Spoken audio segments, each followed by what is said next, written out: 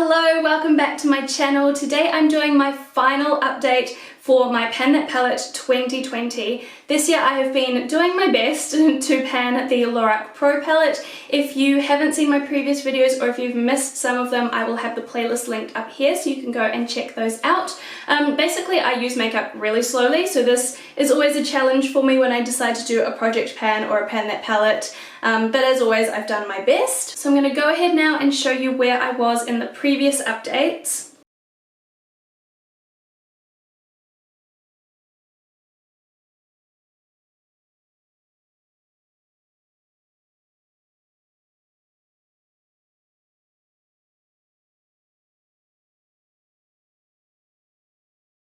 And this is my palette for the very end of the year. So I haven't made a huge amount of progress since the previous update, but I would say the most noticeable difference is in cream.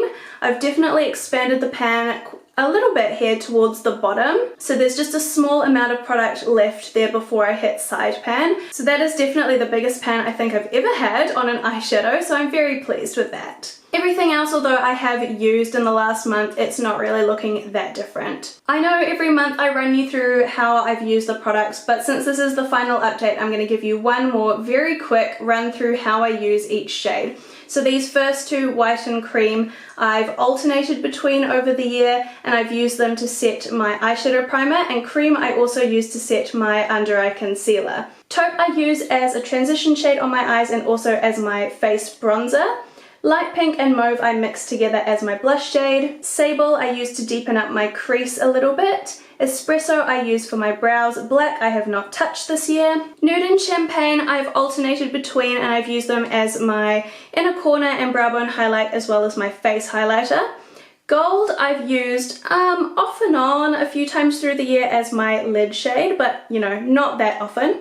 Light bronze is the main shade that I've used all over my lid, so as you can see there's quite a big dip in there. Pewter I also used all over my lid. That was a shade that I reached for quite a lot in winter, so I got a pretty good dip in there, and then I don't think I've used these last three at all. I wasn't really planning on doing much with them. So as you can see, over the course of the year I've ended up with 6 pans, a really good pan in cream and a pretty good pan in espresso as well as light bronze, and then some smaller pans in white, nude and champagne. The main dips that I have are in pewter as well as taupe, and then everything else just kind of looks lightly used. So that is as far as I got with an entire year's worth of use.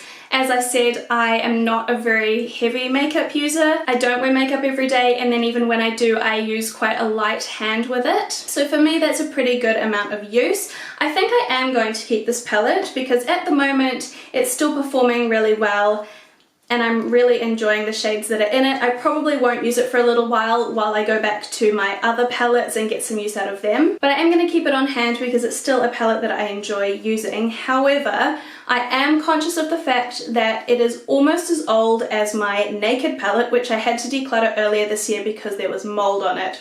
So I am going to be on the lookout for signs of mold on this, and I'll probably be getting rid of it next time I do a makeup declutter, just because I know it's getting to that age where I should probably stop using it. But for now, I'm going to keep it and we'll see how we go. I'm not going to be doing a Pan That Palette or a project pan next year. I definitely feel like I need a break from panning. I kind of go in cycles. Every second year I like to do a panning project, and then on the alternate years I like to have a break and just use all of my makeup products. So next year is the year that I need a break because the rest of my makeup collection is feeling very neglected. So that wraps up another year of trying to pan a palette. If you have been with me on this journey, thank you so much for watching. I hope you have enjoyed seeing my progress over the months. I hope you have an awesome new year, and I will see you in my next video. Bye!